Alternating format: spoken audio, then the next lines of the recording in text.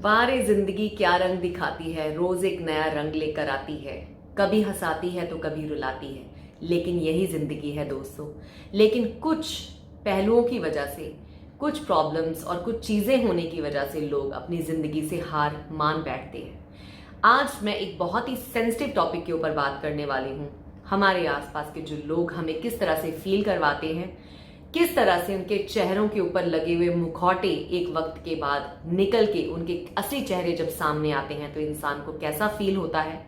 आप सब जानते हैं कि मैंने एक वीडियो बनाई थी, आपको बताया था कि कुछ टाइम पहले मेरी भी रिडेंसी हो गई है, विच मीन्स मेरी कंपनी के पास इनफ फंड्स ना होने की वजह से वो स्टाफ को रिटेन नहीं कर पाए। जिस तरह से जैसे जेट एयरवेज बंद हुई थी, उस तरह से जैसे कंपनीज अपने आप को डाउनसाइज करती हैं या उनके पास ज्यादा पैसा नहीं होता एम्प्लॉयज को देने के लिए, या मान लीजिए ऑपरेशन ज्यादा फ्लाइट्स नहीं है तो उनके पास एक्सेस में स्टाफ है तो वो स्टाफ को रिडंडेंट कर देते हैं, जिनमें से मैं भी एक हूं या मेरी बहुत सारी ऐसी कोलीग्स हैं जो रिडंडेंट हुई हैं। उनके साथ या मेरे साथ हमारे अपने कई जानने वालों ने किस तरह से खेला है, ये वीडियो उसके ऊपर है। ये वीडियो किसी को टारगेट करने के लिए नहीं है, किसी को दुख पहुंचाने के लिए नहीं है। ये वीडियो सिर्फ इस मकसद से मैं बना रही हूं ताकि मुझे जो मैंने इनसे सीखा है, इन सारी सिचुएशन से, उन सिचुएशन से शायद आप भी कुछ सीख पाए। जो एग्जाम्पल्स इस वीडियो में मैं यूज करूंगी शायद उससे किसी की जिंदगी बच पाए, क्योंकि लोगों ने तो कोई कसर नहीं छोड़ी है उन लोगों को मारने की। आज हम कहते हैं सुशांत सिंह को किसने मारा, इसके ऊपर एक हॉट मुद्दा बना हुआ है।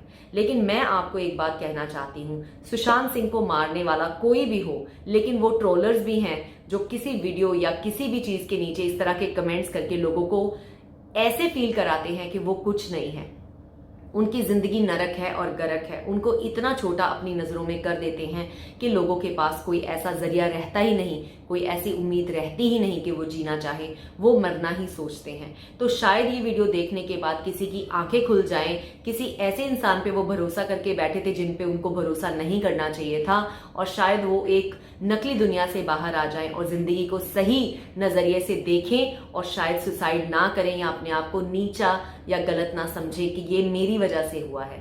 मैं चाहती हूं कि लोग ऐसा समझे कि जो हुआ है वो वक्त की मार है, वो इस समय की मार है, और कुछ ऐसे लोगों के चेहरों से नकाब उतारेंगे साथ में जिनके चेहरे ढके हुए हैं, जिनके चेहरे हमारे सामने कभी सामने नहीं आते, उनको बेनकाब करेंगे इस वीडियो में। इस वीडियो के लिए ना मुझे कोई रीजन की जरूरत है, ना किसी स्क्रिप्ट की जरूरत है, लेकिन कुछ एक नोट्स मैंने बनाए थे ताकि मैं कोई भी सिचुएशन जो है ना उसको मिस ना कर दूं। तो बात शुरू होती है जब मैं कंपनी में काम कर रही थी। उस वक्त पे बहुत सारे ऐसे लोग जिनके आए दिन मुझे कॉल आते थे, मैसेजेस आते थे, सलाह मशवरे वो मुझसे लेते थे।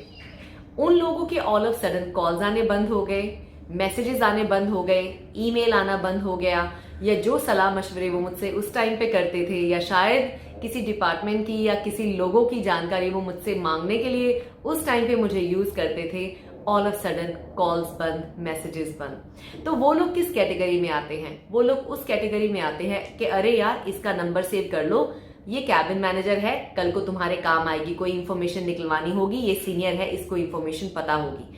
तो वो रिश्तों के नाम पे आपको यूज करते हैं। तो कभी आपके काम में अगर कोई आपको बहन, दीदी कुछ बुलाता है ना, थोड़े से केयरफुल रहो। काम काम होता है, और हमारे तो प्रोफेशन में बहुत साफ कहा जाता है, कहते हैं कैबिन क्रू की दोस्ती फ्लाइट तक ही होती है और एयरपोर्ट तक ही होती है। उसके बाद कभी आप उनको अगर कोई मस्ती मजाक के लिए, हंसने खेलने के लिए अपने पास बुलाएंगे तो वो भागे चले आएंगे, क्योंकि उनको पता है उनको फ्री का खाना, फ्री की ड्रिंक्स मिलेंगी। लेकिन उसके अलावा कभी आप उनको अपने दुख में बुलाएंगे, अपने दुख सुख में बुलाएंगे तो वो कभी आके खड़े नहीं होते। जो मेरे साथ हुआ, मेरे भी काम के चलते हुए कुछ लोग ऐसे थे जो मुझे बहुत मानते थे, बहन बोलते थे, मुझे इतना रिगार्ड देते थे। जिस दिन उनको पता चला कि आई गॉट रिडंडेंट, उनका फोन मैसेज आना बिल्कुल ही ऑलमोस्ट बंद हो गया। इनफैक्ट कि मेरा कल बर्थडे था, उसका मेरे को बर्थडे विश करने के लिए भी मैसेज नहीं आया। तो इससे सीख मैं आपको ये देना चाहती हूँ दोस्तों, दूसरों पे भरोसा मत करो और एक्सपेक्टेशंस मत रखो। मुझे शायद आज इस चीज का इसलिए बुरा नहीं लग रहा क्योंकि ये बात मुझे पहले से ही एहसास थी और मैंने उसको एक मर्यादा में ही उस रिश्ते को रखा। मैं उस चीज को लेके बहुत इमोशनल नहीं हुई, जबकि वो बंदा मुझे हर रोज फोन करता था, दीदी दीदी करके बात करता था। और आज वो दीदी, क्योंकि उस दीदी के पास वो कैबिन मैनेजर का टाइटल नहीं है, तो वो आज दीदी भी उसकी खो गई है, वो अपनी लाइफ में मस्त है। अब बात आने वाली है कुछ एक ऐसे कुलीग्स जो आप ही के सेम पोजीशन पे होते हैं, लेकिन वो इस चीज को डाइजेस्ट नहीं कर पाते क्योंकि वो हमेशा आपको जज करते हैं, अरे ये तो गांव से आई है, छोटे शहर से आई है, ये मेरे बराबर पोजीशन पे कैसे पहुंच गई। क्योंकि वो लड़कियां आई हैं बड़े बड़े शहरों से, बॉम्बे से या किसी ऐसी वेल एस्टेब्लिश प्लेस से जहां पे प्रॉपर उनकी कम्युनिकेशन स्किल्स या उनके पास प्रीवियस एक्सपीरियंस रहा होगा। तो ऑल ऑफ सडन क्या हुआ, जब मैं इंडिया में स्टक थी और अभी मेरी रिडेंसी की कोई खबर आई नहीं थी, ये बात है अप्रैल या मई की, जब पहला एक सेट ऑफ हमारे यहाँ से लोगों को निकाला गया है परफॉर्मेंस बेस पे। जो जून फर्स्ट में जिन लोगों को निकाला गया है वो परफॉर्मेंस बेस नहीं था, वो रैंडमली पिक्ड लोग थे जिनको निकाला गया था। एक बड़े क्वांटिटी में लोगों को निकाला गया था, बड़े नंबर्स में निकाला गया था। तो आई डोंट थिंक सो कि किसी ने फाइल्स को चेक किया है उस टाइम पे 2000 लोगों की। तो उससे पहले ही एक राउंड ऑफ ऐसा आया था कंपनी के सामने जब उन्होंने परफॉर्मेंस बेस सबसे पहले लोगों को निकाला। तो मुझे याद है मैं इंडिया में थी, मेरी अभी जॉब थी, मुझे ऑल ऑफ सडन एक अननोन नंबर से मैसेजेस आ रहे हैं मेरे व्हाट्सएप के ऊपर। Hello Mamata, how are you, कैसे हो आप। मुझे समझ नहीं आई कि ये कौन है, तो मैंने उसको रिप्लाई किया हु इज दिस। तो उस लड़की ने अपना नाम बताया, वो मेरी ही कोलीग थी कोई एक। तो मैं हैरान हो गई कि ये लड़की ने तो कभी मेरे पास से भी निकल जाती थी तो मेरी बात का जवाब नहीं दिया कभी ढंग से, तो ऑल ऑफ सडन इसका मुझे मैसेज क्यों आ रहा है। मैं हैरान हो गई। मैंने अपना, मेरे मन में कोई बात नहीं थी, मैंने जो बातें उसने मुझे पूछी, अच्छा कैसा चल रहा है, I heard you are stuck in India, अच्छा तुम्हारा कुछ ऐसा वैसा, उसने ना मतलब मिर्च मसाला लगा के मुझे इनडायरेक्टली कुछ पूछने की कोशिश की। मैं उस टाइम पे समझ नहीं पाई कि वो मुझे क्यों पूछ रहे, क्योंकि ऑनेस्टली मुझे नहीं पता था उस टाइम पे लोगों को निकाला है, क्योंकि मैं बहुत ज्यादा ग्रुप्स वगैरह का हिस्सा नहीं हूँ, ना मैं गॉसिप करती हूँ, ना मैं मेरे कोलीग्स में ज्यादा बैठती उठती हूँ, ना मेरे उनमें ज्यादा दोस्त हैं। तो मुझे नहीं पता कि वो लड़की ने मुझे क्यों अप्रोच करा, लेकिन मुझे बड़ा ऑड लगा उस टाइम पे कि वो मुझे अप्रोच कर रही है ऑल ऑफ सडन, क्यों ऐसा। बाद में मुझे समझ आया, मुझे सुनने में आया कि अभी बहुत सारे लोगों को निकाला गया है और कंपनी में लोग बातें, क्योंकि जो लोग एक्सपेक्ट कर रहे होते हैं कि इसको निकाल दें, लोग टारगेट करके बैठे होते हैं अपने माइंड में, तो उसके माइंड में भी ये था कि शायद मुझे निकाल दिया गया है परफॉर्मेंस बेस पे, तो वो मुझे सिर्फ मजे लेने के लिए पूछने की कोशिश कर रही थी। लेकिन ऐसा हुआ नहीं था, मेरी जॉब थी उस टाइम पे, तो मैंने उसको, जो उसने मुझे पूछा, मैंने चुपचाप अपना सीधा जवाब दिया, क्योंकि मुझे बातें घुमाना अच्छा नहीं लगता। और उसके बाद बात बंद हो गई। और इससे लर्निंग क्या है कि जो आपके क्लिक्स होते हैं वो हमेशा मजे लेने के लिए खड़े रहते हैं, वो वेट करते हैं कि कब आप गिरे और कब वो आपका तमाशा बनाए और आपका मजाक उड़ाए। तो इस चीज से बड़े केयरफुल रहो, हमेशा उतनी बात ही अपने कोलीग्स में करो जितने की आपको जरूरत है। और कभी कोई आपको अप्रोच करता है ना, तो इतने खुल के उसको सारी बातें मत बताओ जिससे कि वो आपका पूरा भेद ले जाए। तो थोड़े से अपने भेद को अपने पेट के अंदर दबाना सीखो। इस एग्जाम्पल से ये मैं आपको सिखाना चाहती थी। अब जो तीसरी एग्जाम्पल आपको देने वाली हूँ वो आपको बहुत ज्यादा चौंका देगी, क्योंकि वो ऐसा एक सेंसिटिव टॉपिक है जो मेरे भी दिल के मतलब छन्नी कर देने वाला है। बचपन में मेरे हद मार के ही कोई एक या दो ऐसे दोस्त रहे होंगे जिन्होंने मेरे साथ रिलेशनशिप निभाया एज अ ब्रदर सिस्टर। हम एक ही गली में पले बढ़े, उसने मेरे से राखी बंधवाई। एंड आई नो जब ये वीडियो देखेगा तो उसको बहुत हर्ट होने वाला है, बट मैं चाहती हूँ कि सच्चाई सबको पता चले ताकि इस एक एग्जाम्पल से बहुत सारे लोग सीखें। मैं बचपन में जिस गली में पल बढ़ रही थी, वो एक लड़का था और उसकी बहन थी जो मेरे दिल के बहुत ज्यादा करीब थे। हमारे कुछ सिचुएशंस की वजह से फाइनेंशियली हमारा हाथ बहुत ज्यादा तंग हो गया एक टाइम पे, जबकि मेरे फादर शुरू में एक बिजनेसमैन थे, उनका बिजनेस बहुत अच्छा था, 3 दुकानें थी, मेरे फादर टेलरिंग का काम करते थे and he was specialise in suits making. तो जितने भी लोग कनाडा अमेरिका उस टाइम पे रहते थे, आप मान सकते हैं 80s में, सब लोग कम से कम 50, 60, 100 सूट्स, मतलब कोट पैंट शर्ट हर चीज आप नाम लीजिए, मेरे फादर बनाते थे और बाहर तक सामान मेरे फादर का सप्लाई होता था। एक वक्त ऐसा आया जब मेरे फादर को कुछ हेल्थ इश्यूज आए या हमारे ऊपर कुछ ऐसी सिचुएशंस आई जिससे मेरे फादर का बिजनेस बहुत खराब हो गया और हम लिटरली, हमारे घर में रोटी सब्जी मतलब दूध लाने तक के भी पैसे नहीं थे, हमें किसी ने सपोर्ट नहीं किया। ये जिंदगी का एक सच है, इसको आप जितना जल्दी समझ ले कि कोई आपकी सपोर्ट के लिए कभी खड़ा नहीं होता, वो वेट करते हैं कि कब आप गिरे।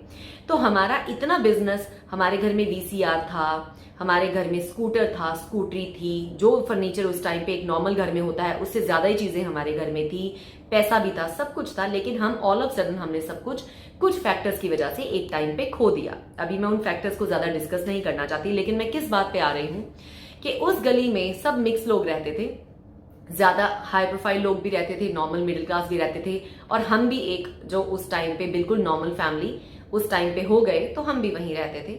वो बच्चे दोनों हमारे साथ पले बड़े। एक टाइम पे मैं उनकी मदर से पूछने के लिए गई कि मेरी +2 हो गई है, मुझे आगे क्या करना चाहिए, तो उन्होंने मुझे ये जवाब दिया कि हमें तो अपने बच्चों को ही नहीं पता क्या करवाएं, तो हम तुम्हें क्या बताएं। बिकॉज लोग इन्फॉर्मेशन भी नहीं देना चाहते, वो नहीं चाहते कि आप लाइफ में आगे बढ़ जाओ। उन्होंने ये बात का जवाब दिया, मुझे बड़ा पिंच हुआ, लेकिन मैं चुप होके अपने घर आ गई और मैंने ठान लिया कि मैंने जिंदगी में आगे कुछ करके दिखाना है। और मैंने जिस तरह से भी, मैं ये नहीं कहती मैं परफेक्ट हूं, मैंने लाइफ में बहुत गलतियां भी की हैं। एक छोटी उम्र में जब पता नहीं होता किस पे भरोसा करना है किस पे नहीं, तो कई बार ऐसा मैंने लोगों से मतलब धोखे भी खाए हैं, जब किसी पे भरोसा नहीं करना किया होगा, बहुत गलतियां भी मेरे से हुई होंगी, लेकिन फिर भी मैंने किसी तरह से अपना रास्ता बना लिया अपनी लाइफ में। लेकिन वो 2 बच्चे बाहर पढ़े, फॉरेन लैंड्स पे उनकी शादियां हुई, सब कुछ हुआ। कुछ टाइम के बाद उनका कांटेक्ट मेरे से मिला। हम बचपन में साथ में बड़े हुए, हम राखी बांधते थे, इतना रिश्ता था मतलब एक दूसरे के साथ में। और एक वक्त ऐसा आया कि वो मेरे साथ टच में है, और आज वो मेरे को लिंक्डइन के ऊपर मैसेज करके पूछ रहा है, क्योंकि मैंने थोड़े दिन पहले एक वीडियो पोस्ट की थी जिसके ऊपर उसने ये वर्ड देख लिया, डिवोर्स, और उसने मुझे बिना वीडियो को देखे, बिना पोस्टर को पढ़े, उसने सीधा, क्योंकि लोग वेट करते हैं कि कब आप गिरें और कब वो इस चीज का मजा लेने के लिए आए, तो उसने मुझे सीधा लिखा कि oh I am so sorry to hear that you got divorced. तो मैंने उसको मस्ती में लिखा, मैं क्या, you might change your mind, क्या आप शायद अपना चेंज कर लो माइंड पूरी वीडियो को देखने के बाद।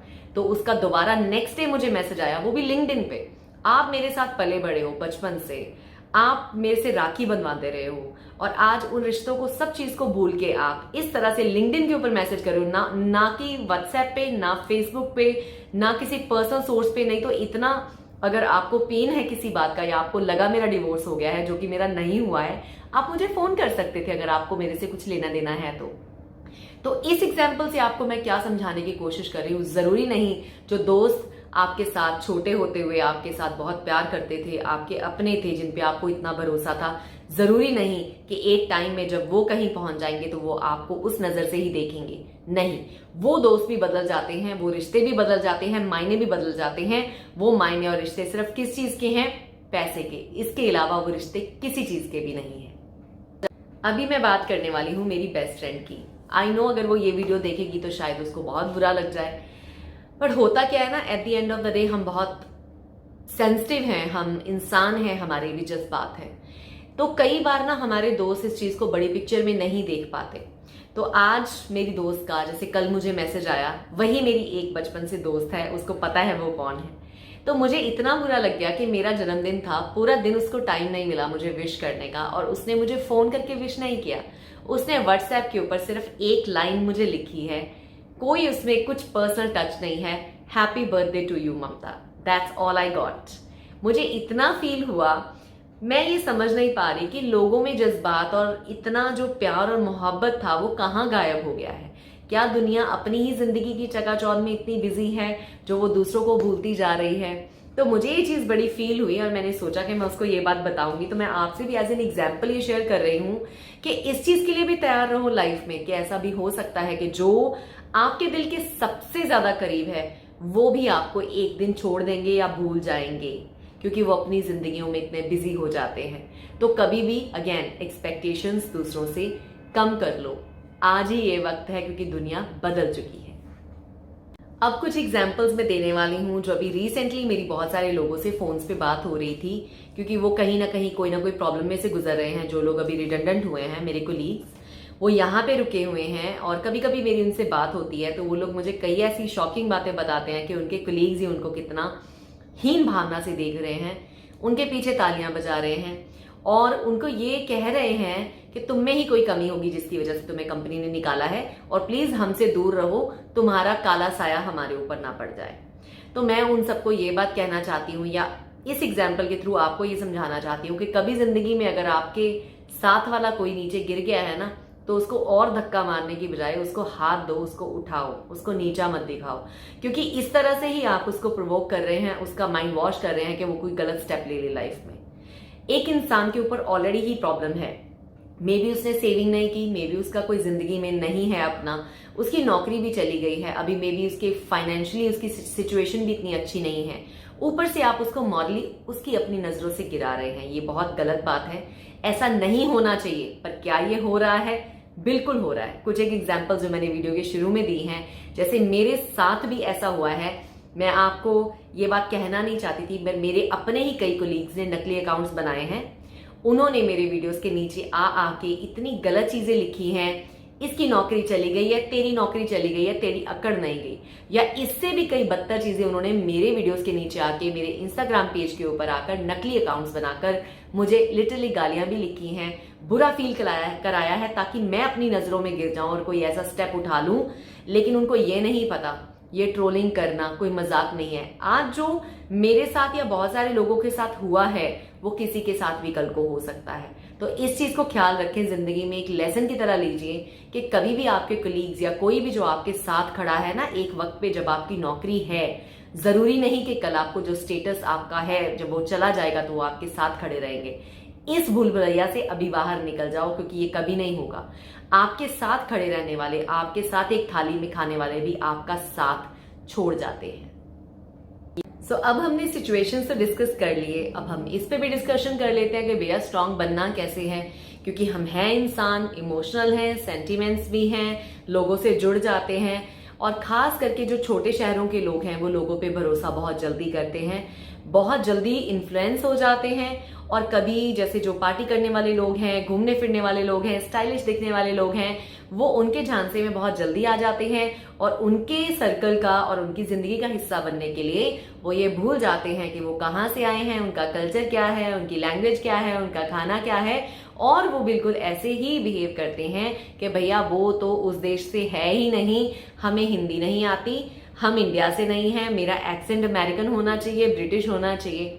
किसी चीज में कोई बुराई नहीं है दोस्तों, सीखने में, बाहर का खाना खाने में, दूसरे लोगों के साथ मिलने में, मिक्सअप होने में, लेकिन अपना अस्तित्व को नहीं भूलना है। जहां से आप आते हो उसको नहीं भूलना, अपने कल्चर को, अपने खाने को, अपनी चीजों को नहीं भूलना। That is the first thing. Secondly, दूसरों के बीच में उनका हिस्सा बनने के लिए उनके जैसा होना जरूरी नहीं है। आपकी अपनी जो आइडेंटिटी है उसको कभी मत खो।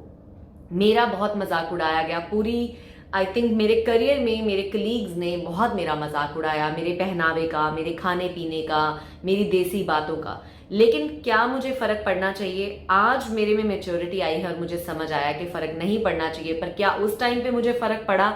क्या मैं रोई अपने कमरे में अपने आप को बंद करके? जी हाँ। क्या मैंने बुरा फील किया? बिल्कुल बुरा फील किया। क्या मेरा दिल टूटा? बिल्कुल टूटा। टूटना चाहिए दिल, बिल्कुल टूटना चाहिए। लेकिन आज अपनी उम्र के तकाजे के साथ में आप लोगों को, क्योंकि मेरे चैनल पे बहुत सारे तरह के लोग मेरे वीडियोस देखते हैं, तो मैं आज उनको ये कहना चाहती हूँ कि प्लीज यंग टाइम से इस चीज को प्रैक्टिस करो कि देखिए, क्रिटिसिज्म आपकी जिंदगी का हिस्सा है। आप सोने के भी बन जाओगे तो वो आपको क्रिटिसाइज करेंगे।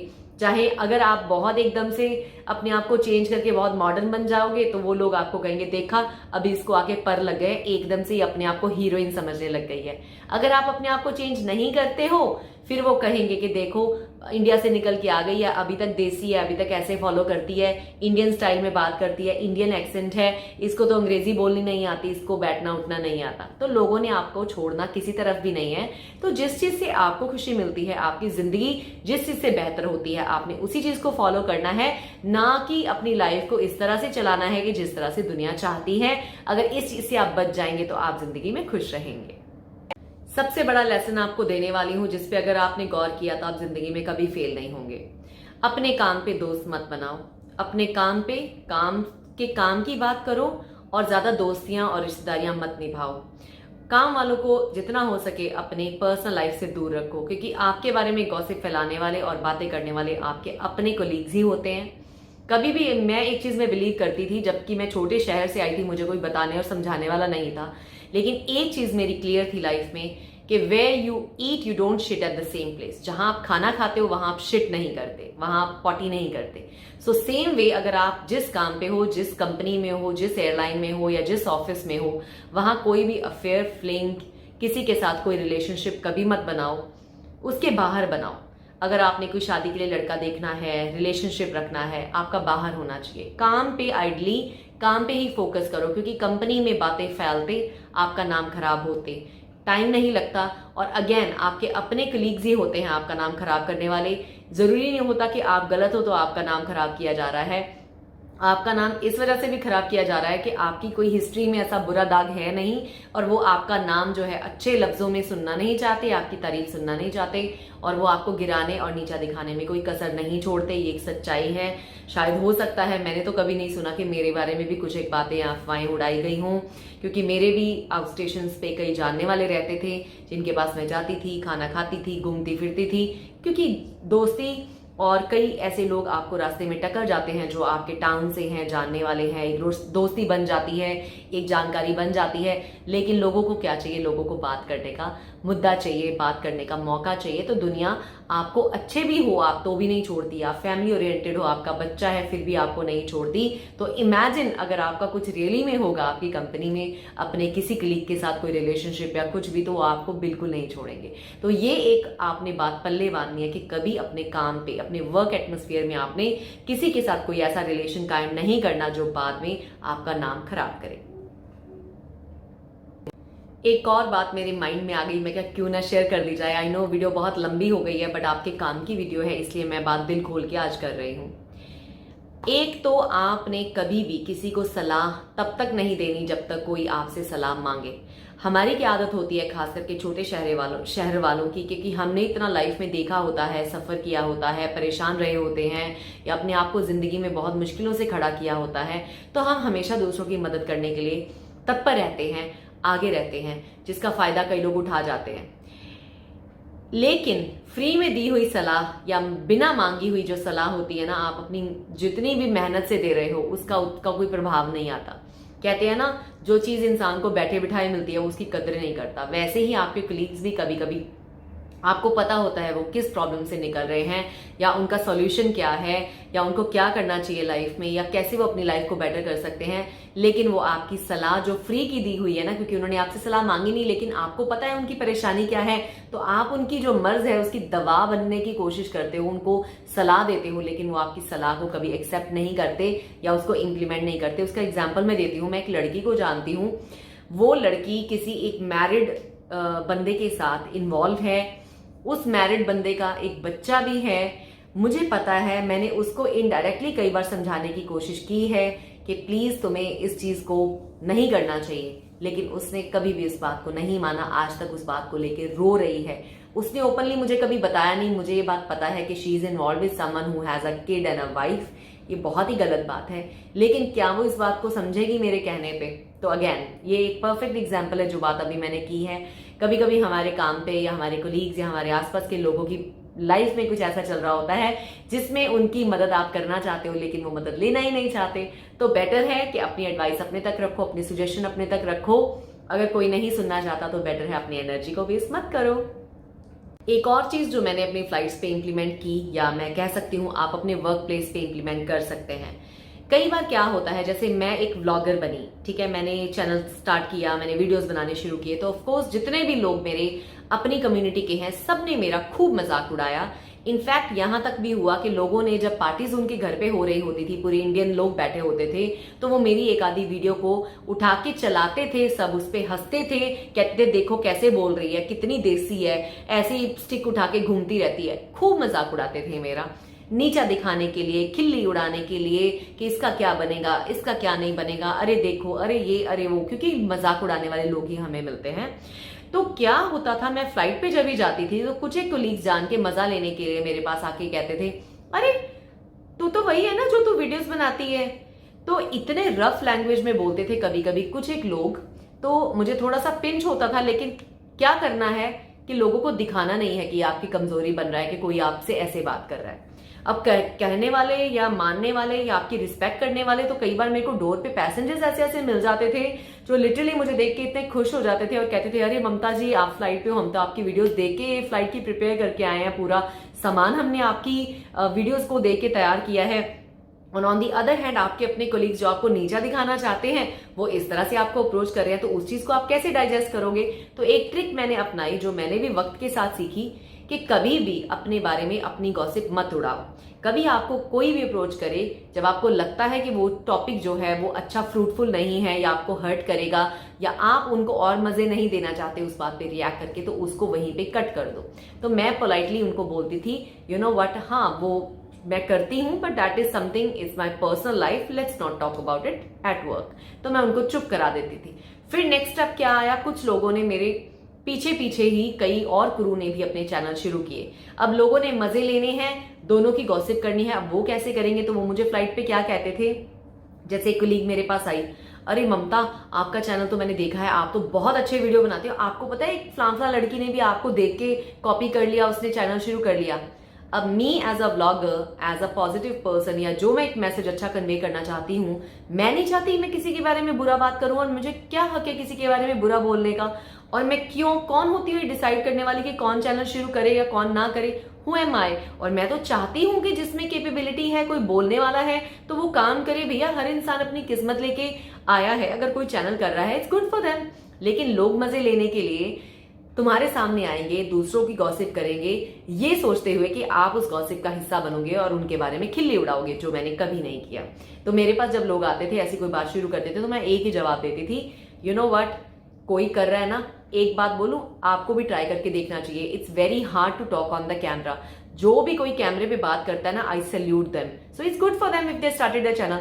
तो उनकी शक्ल छोटी सी हो जाती थी कि इसको तो कोई फर्क ही नहीं पड़ता।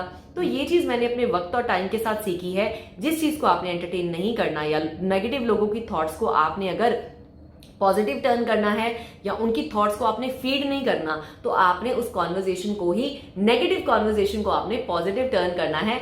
आपने उस नेगेटिव कॉन्वर्जेशन का कभी हिस्सा नहीं बनना।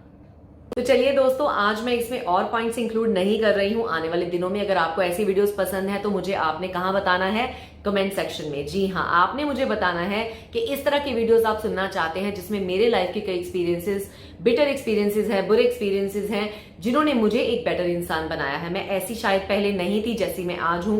मैंने भी वक्त और हालातों के साथ ही सीखा है, गिर गिर के संभली हूं। अगर आपको ऐसे टॉपिक्स और ऐसी बातों पे चर्चा करना, सुनना अच्छा लगता है, तो आपने मुझे ढेरों कमेंट्स भेजने हैं, और हम देखेंगे कि कितने कमेंट्स आते हैं। तो फिर इस तरह के वीडियोस भी आने वाले टाइम में आपको देखने को मिलेंगे, और भी कई तरह के वीडियोस आपको मिलेंगे। आपने बताना है कौन से टॉपिक पे आप सुनना चाहते हैं। फिलहाल आपको बता दूं कि ट्रैवल अभी रिस्ट्रिक्टेड है। मैं यूएई में रहती हूँ, अभी बहुत ज्यादा क्वारंटीन का चक्कर चल रहा है, जिसके चक्कर में मैं ट्रैवल नहीं कर पा रही हूँ।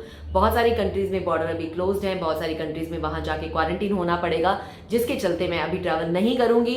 लेकिन मेरा वादा है कि एक ट्रैवल चैनल है, आने वाले दिनों में आपको ट्रैवल के ऊपर बहुत सारी वीडियोस मिलेंगी। ये मत सोचिए कि आज ममता सचदेवा घर पे बैठ गई है और उसको फ्री का ट्रैवल नहीं मिल रहा तो वो फ्लाइट्स नहीं करेगी। मेरी अपनी जेब में भी वही पैसे हैं, मैं ट्रैवल कर सकती हूँ, उसमें कोई दिक्कत नहीं है।